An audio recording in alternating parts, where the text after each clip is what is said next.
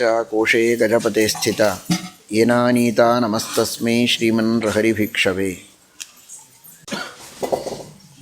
ಶ್ರೀಮದಾನಂದತೀರ್ಥ ಭಗವತ್ಪಾದಾಚಾರ್ಯರ ಸಾಕ್ಷಾತ್ ಶಿಷ್ಯರು ಪದ್ಮನಾಭ ತೀರ್ಥರು, ನರಹರಿ ತೀರ್ಥರು, ಮಾಧವ ತೀರ್ಥರು, ಅಕ್ಷೋಭ್ಯ ತೀರ್ಥರು. ವಿದ್ಯೆಯಲ್ಲಿ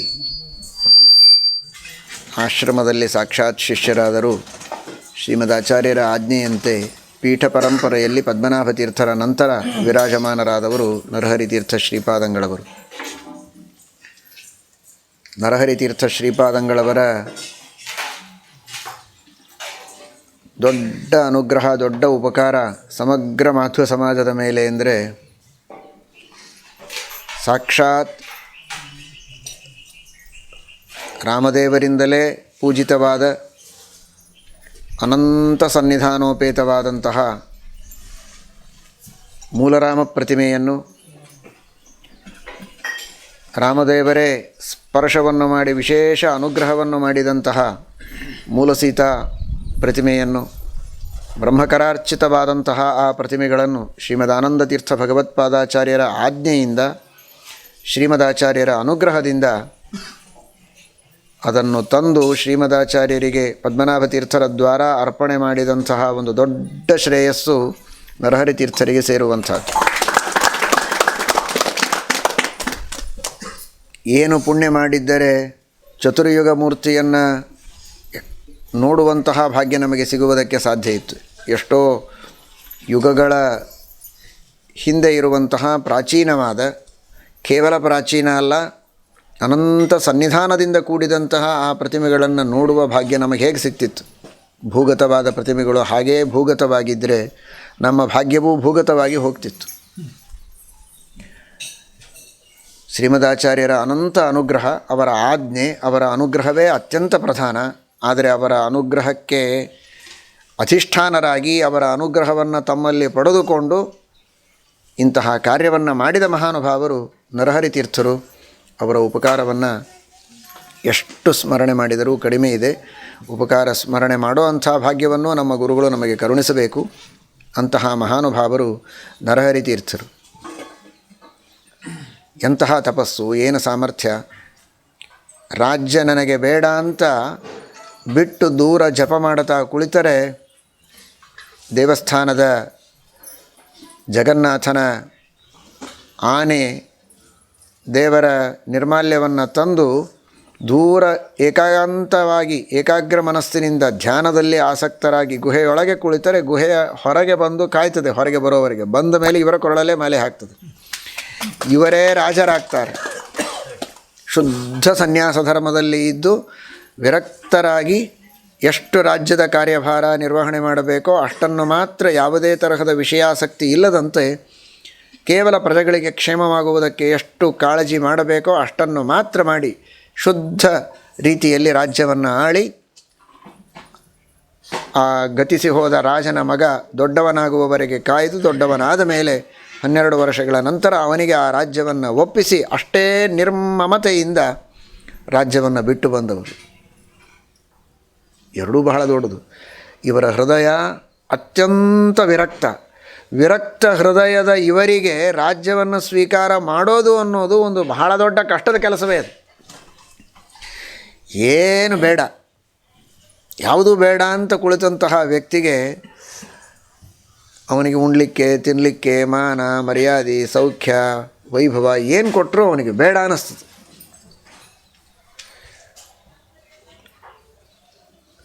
ಆಸಕ್ತರಾದ ವ್ಯಕ್ತಿಗಳಿಗೆ ಹೇಗೆ ಕಸಗೊಂಡ್ರೆ ದುಃಖನೋ, ಅನಾಸಕ್ತರಿಗೆ ಕೊಟ್ಟರೆ ಅಷ್ಟು ದುಃಖ ಆಗ್ತದೆ.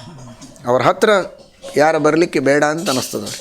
ಅಂಥದ್ದು ಏನೋ ಸಣ್ಣ ಪುಟ್ಟ ಕೆಲಸ, ಮಾತುಕತೆ, ಹರಟಿ, ಅದು ಇದು ತಿನ್ನಿರಿ, ಉಣ್ರಿ, ಬರ್ರಿ, ಕೂಡ್ರಿ, ಹೋಗ್ರಿ ಅಲ್ಲ, 12 ವರ್ಷಗಟ್ಟಲೆ ರಾಜ್ಯ ಆಳ್ರಿ ಅಂದರೆ ಹೇಗೆ ಮನಸ್ಸಾಗಬೇಕು ಇವರಿಗೆ? ಏನೂ ಬೇಡ ಅಂತ ಬಿಟ್ಟು ಬಂದವರು. ಆದರೆ ಶ್ರೀಮದಾಚಾರ್ಯರ ಆಜ್ಞೆ, ಜಗನ್ನಾಥನ ಆಜ್ಞೆ, ಜಗದ್ಗುರುಗಳು ಮೊದಲೇ ಆಜ್ಞೆ ಮಾಡಿದರು. ಜಗನ್ನಾಥ ತನ್ನ ಆನೆಯ ಮೂಲಕ ಅದನ್ನು ತೋರಿಸಿದ. ಜಗದ್ಗುರುಗಳು ಜಗನ್ನಾಥ ಇಬ್ಬರೂ ಆಜ್ಞೆ ಮಾಡ್ತಾ ಇರುವಾಗ ಬಾಢಂಮಿತಿ ಅವನತ ಶಿರೋಧರ ಸಬಹುಮಾನಂ ಉವಾಹ ಅಂತ ಶ್ರೀಮದ್ಭಾಗವತ ಪಂಚಮಸ್ಕಂದದಲ್ಲಿ ಪ್ರಿಯವ್ರತ ಮಹಾರಾಜರು ರಾಜ್ಯ ಬೇಡ ಅಂತ ತ್ಯಜಿಸಿದರು, ಬ್ರಹ್ಮದೇವರ ಆಜ್ಞೆ ಅಂತ ಸ್ವೀಕಾರ ಮಾಡಿದಂತೆ ಭಾವಿಬ್ರಹ್ಮರಾದ ಶ್ರೀಮದ್ ಆಚಾರ್ಯರ ಆಜ್ಞೆ ಅಂತ ಹೇಳಿ ತಮಗೆ ಪ್ರಿಯವಾದಂತಹ ಜಪ ಉಪಾಸನಾದಿಗಳನ್ನೇ ವ್ರತವಾಗಿ ಇಟ್ಟುಕೊಂಡ ಪ್ರಿಯವ್ರತರಾದ ನರಹರಿತೀರ್ಥ ಶ್ರೀಪಾದಂಗಳವರು ಕೂಡ ಸ್ವೀಕಾರ ಮಾಡಿದರು. ಅದೂ ಒಂದು ದೊಡ್ಡದೇ. ಒಮ್ಮೆ ರುಚಿ ಕಂಡ್ಮೇಲೆ ಬಿಡೋದು ಬಹಳ ಕಷ್ಟ ಆಗ್ತದೆ. ಅದು ಒಂದು ದಿವಸ 2 ದಿವಸ ಕಂಡ್ರೆ ಬಿಡೋದು ಕಥಂಚಿತ್ ಸುಲಭ ಆಗ್ಬೋದು, ವರ್ಷಗಟ್ಟಲೆ ಅಲ್ಲ 12 ವರ್ಷ. ಕೆಲವೊಮ್ಮೆ ನಮಗೆ ಬಿಡಬೇಕು ಅಂತ ಅನಿಸದೇ ಇದ್ದರೂ ಅನಿವಾರ್ಯವಾಗಿ ಕೊಟ್ಟದ್ದನ್ನು ತಿರುಗಿ ಕೊಡ್ರಿ ಅಂತ ಕೇಳುವಾಗಿ ಬಿಡಲೇಬೇಕಾಗ್ತದೆ. ಆದರೆ 12 ವರ್ಷ ಅಂದರೆ ನಿಮಗೆ ಅರ್ಥ ಆಯ್ತಲ್ಲ ಕಾನೂನು. 12 ವರ್ಷ ಯಾರ ಪೊಸಿಷನ್ ಇಲ್ಲಿರ್ತದೋ ಅದು ಅವ್ರದ್ದೇ ಆಗಿ ಹೋಗ್ತದೆ. ಅಡ್ವರ್ಸ್ ಪೊಸಿಷನ್ ಅಂತಾರೆ. ಇನ್ನೊಬ್ಬರು ಅಧಿಕಾರದೊಳಗಿದ್ದರೂ ಇನ್ನೊಬ್ಬರು ಭೂಮಿಯೂ 12 ವರ್ಷ ಒಬ್ಬರು ಕೈಯಾಗಿತ್ತು ಅಂದರೆ ಅವ್ರದ್ದಾಗ್ತದೆ. ಹೀಗಾಗಿ ಇವರು ಕಾನೂನು ಪ್ರಕಾರನೂ 12 ವರ್ಷನ ಇದ್ದೀರಾ, ಅದರಿಂದ ನೀವು ಕೇಳಿದರೂ ನಿಮಗೆ ತಿರುಗಿ ಕೊಡೋಂಗಿಲ್ಲ ಅಂತೂ ಅನ್ಬೋದಾಗಿತ್ತು. ಆ ಅವಧಿನೂ ಮೀರಿ ಹೋಗಿತ್ತು. ಆದರೂ ಕೂಡ ನಾನು ನನ್ನದು ಅಂತನದೇ ಕಿಂಚಿತ್ತೂ ಅಭಿಮಾನವನ್ನು ಇಟ್ಟುಕೊಳ್ಳದೆ ಹೆಂಗೆ ಬಂದಿದ್ದರೋ ಹಾಗೆ ಬಿಟ್ಟು ಹೊರಟು ಬಂದ್ರಲ್ಲ, ಶೈವ ಲೋಕೇ ವಿರಕ್ತಿ. ಅದು ನಿಜವಾದ ಅಂತಹ ಮಹಾನುಭಾವರು ಬಿಟ್ಟು ಎದ್ದು ಬಂದರು. ನೋಡ್ರಿ, ವೈರಾಗ್ಯ ಅಂದರೆ ಎಲ್ಲ ಬಿಡೋದು ವೈರಾಗ್ಯ ಅಲ್ಲ. ಹಂಗೆ ಕೆಲವರು ತಿಳ್ಕೊಂಡಾರ. ಎಲ್ಲ ಬಿಟ್ಟರೆ ವೈರಾಗ್ಯ ಅಲ್ಲ, ಎಲ್ಲ ಬಿಟ್ಟರೆ ಕಲ್ಲು.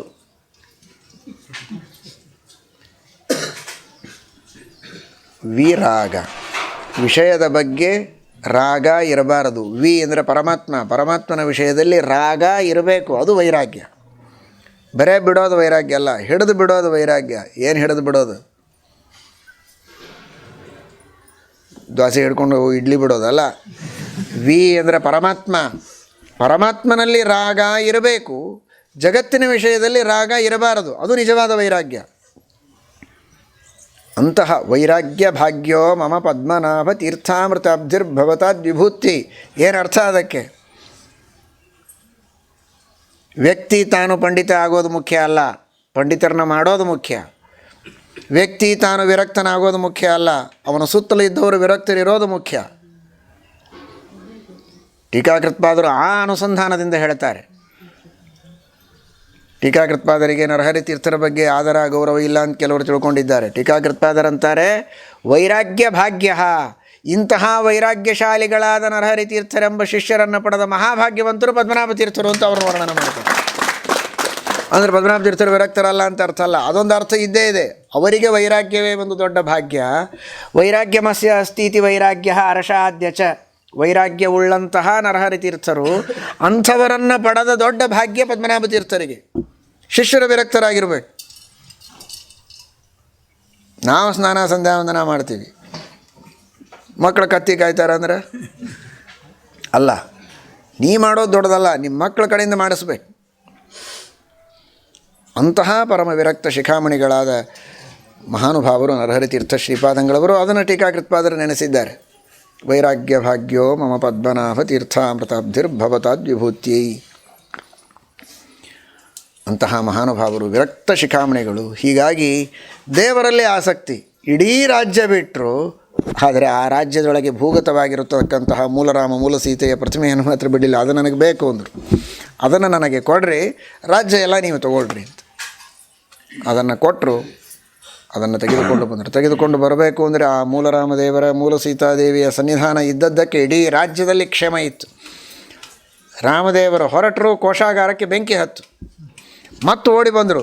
ಆ ದೇವರನ್ನು ತೊಗೊಂಡು ಹೋದದ್ದಕ್ಕೆ ನಮಗೆ ಆಗಿ ಬಂದಿಲ್ಲ, ಊರಿಗೆ ಕ್ಷೇಮ ಆಗಂಗಿಲ್ಲ, ಕೋಶಾಗಾರ ಸುಟ್ಟು ಹೋಗ್ತಾ ಇದೆ ಅಂತ ನರಹರಿ ತೀರ್ಥರು ಪುನಃ ಅವರಿಗೋಸ್ಕರ ಒಂದು ರಾಮದೇವರ ಪ್ರತಿಮೆಯನ್ನು ಶ್ರೀಕೂರ್ಮದಲ್ಲಿ ಅವರ ರಾಜ್ಯದಲ್ಲೇನೆ ಇವತ್ತಿಗೂ ನರಹರಿ ತೀರ್ಥರು ಪ್ರತಿಷ್ಠಾಪನೆ ಮಾಡಿದ ರಾಮದೇವರ ಪ್ರತಿಮೆಗಳು ಶ್ರೀಕೂರ್ಮದಲ್ಲಿ ಇವೆ. ಇವತ್ತಿಗೂ ದೇವಸ್ಥಾನದಲ್ಲಿ, ಕೂರ್ಮ ದೇವಸ್ಥಾನದಲ್ಲಿ ಪೂಜೆಯನ್ನು ಸ್ವೀಕಾರ ಮಾಡ್ತಾ ಇವೆ.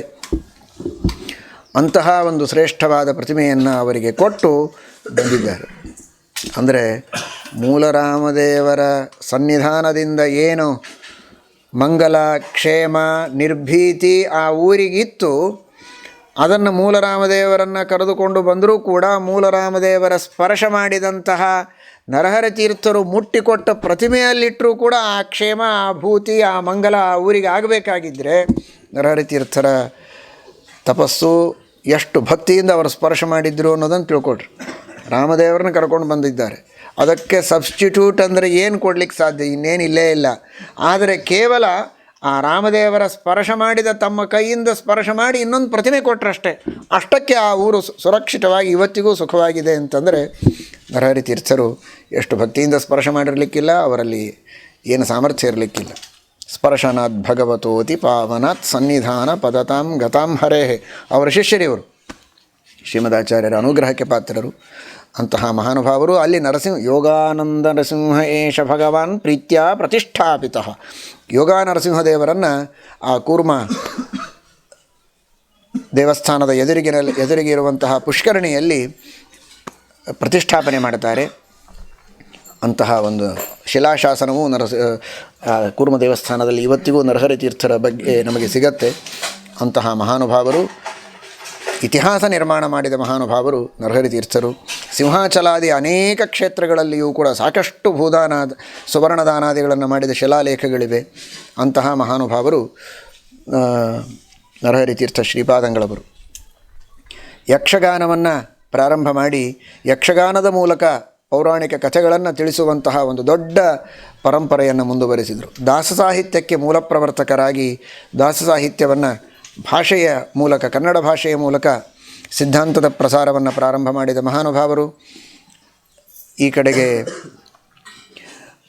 ನರಹರಿ ತೀರ್ಥರ ಅನೇಕ ಐತಿಹಾಸಿಕವಾದಂತಹ ಕಾರ್ಯಗಳು ನಮಗೆ ನೋಡುವುದಕ್ಕೆ ಸಿಗತ್ತೆ. ಒಂದು ಯತಿ ಪರಂಪರೆಯನ್ನು ಮುಂದುವರೆಸಿದ್ರು. ಅನೇಕ ದಿನಗಳವರೆಗೆ ಆ ಯತಿ ಪರಂಪರೆ ನಡೆದಿತ್ತು. ಆ ರೀತಿಯಾಗಿಯೂ ಧರ್ಮ ಪ್ರಸಾರವನ್ನು ಜಗನ್ನಾಥ ಯತಿಗಳು ಮೊದಲಾದವರದೆಲ್ಲ ಆ ಕಡೆಗೆ ಸಾಕಷ್ಟು ಪ್ರಸಾರ ಕಾರ್ಯದಲ್ಲಿ ಅವರ ಶಿಷ್ಯರಾಗಿ ತೊಡಗಿದವರಿದ್ದಾರೆ. ಮಾಧವ ತೀರ್ಥರಿಗೆ ಮುಂದೆ ವಿಶೇಷವಾಗಿ ದೀಕ್ಷೆಯನ್ನು ಕೊಟ್ಟು ಅವರಿಗೆ ಅನುಗ್ರಹವನ್ನು ಮಾಡಿ, ಅರ್ಥಾತ್ ದೀಕ್ಷೆಯನ್ನು ಶ್ರೀಮದಾಚಾರ್ಯರೇ ಕೊಟ್ಟಿದ್ದರು, ಪೀಠವನ್ನು ಕೊಟ್ಟು ಅವರ ದ್ವಾರ ಈ ಕಾರ್ಯವನ್ನು ಮುಂದುವರೆಸಿದ ಮಹಾನುಭಾವರು ನರಹರಿ ತೀರ್ಥರು. ಗ್ರಂಥಗಳು, ಅನೇಕ ಗ್ರಂಥಗಳಿಗೆ, ಗೀತಾಭಾಷ್ಯಾದಿಗಳಿಗೆ ವ್ಯಾಖ್ಯಾನವನ್ನು ಮಾಡಿದ್ದಾರೆ. ಸ್ವಲ್ಪ ಈಗ ಉಪಲಬ್ಧವಾಗಿವೆ. ಯಮಕ ಭಾರತಕ್ಕೆ ಶ್ಲೋಕ ರೂಪದಲ್ಲಿ ಸುಂದರವಾದಂತಹ ವ್ಯಾಖ್ಯಾನ. ಶ್ರೀಮದಾಚಾರ್ಯರ ಒಂದೊಂದು ಶಬ್ದಗಳಿಗೆ ಅನೇಕ ರೀತಿಯ ಅರ್ಥಗಳನ್ನು ಶ್ಲೋಕ ರೂಪವಾದ ಆಚಾರ್ಯರ ಗ್ರಂಥಕ್ಕೆ ಶ್ಲೋಕ ರೂಪದಲ್ಲಿಯೇ ವ್ಯಾಖ್ಯಾನವನ್ನು ಮಾಡಿ ಅಪೂರ್ವ ಅರ್ಥಗಳನ್ನು ಹೇಳಿದಂತಹ ಮಹಾನುಭಾವರು ನರಹರಿ ತೀರ್ಥರು. ನಮ್ಮ ಗುರುಗಳು ಅದನ್ನು ಅನೇಕ ವರ್ಷಗಳ ಹಿಂದೆ ಸತ್ಯಜ್ಞಾನ ವಿದ್ಯಾಪೀಠದ ವತಿಯಿಂದ ಮುದ್ರಣ ಮಾಡಿಸಿದ್ದಾರೆ. ಯಾದವಾರ್ಯರ ವ್ಯಾಖ್ಯಾನ ನಂತರದ್ದಿದೆ. ಪ್ರಾಚೀನವಾದ ವ್ಯಾಖ್ಯಾನ ಅಂದರೆ ನರಹರಿ ತೀರ್ಥರ ವ್ಯಾಖ್ಯಾನ ಯಮಕ ಭಾರತಕ್ಕೆ. ಆಮೇಲೆ ಇನ್ನು ಅನೇಕರ ವ್ಯಾಖ್ಯಾನ ಇದೆ. ಎಲ್ಲರಿಗೂ ಮೂಲಾಧಾರ ನರಹರಿ ತೀರ್ಥರ ವ್ಯಾಖ್ಯಾನವೇ. ಶ್ರೀಮದಾಚಾರ್ಯರಿಂದ ನೇರವಾಗಿ ಕೇಳಿ ತಿಳಿದು ವ್ಯಾಖ್ಯಾನವನ್ನು ಮಾಡಿದಂತಹ ಮಹಾನುಭಾವರು. ಅಂತಹ ಅನೇಕ ಗ್ರಂಥಗಳಿಗೆ ವ್ಯಾಖ್ಯಾನವನ್ನು ಮಾಡಿದ ಟೀಕಾಕಾರರೂ ಹೌದು, ಈ ಕಡೆಗೆ ದಾಸ ಸಾಹಿತ್ಯ ಪ್ರವರ್ತಕರೂ ಹೌದು, ರಾಜ್ಯವನ್ನು ಆಳಿದಂತಹ ಮಹಾ ರಾಜರೂ ಹೌದು, ಮಹಾ ತಪಸ್ವಿಗಳೂ ಹೌದು, ವಿರಕ್ತ ಶಿಖಾಮಣಿಗಳೂ ಹೌದು, ಸಾಧಕರೂ ಹೌದು. ಎಲ್ಲ ರೀತಿಯ ವೈಶಿಷ್ಟ್ಯಗಳು ನರಹರಿ ತೀರ್ಥರಲ್ಲಿವೆ.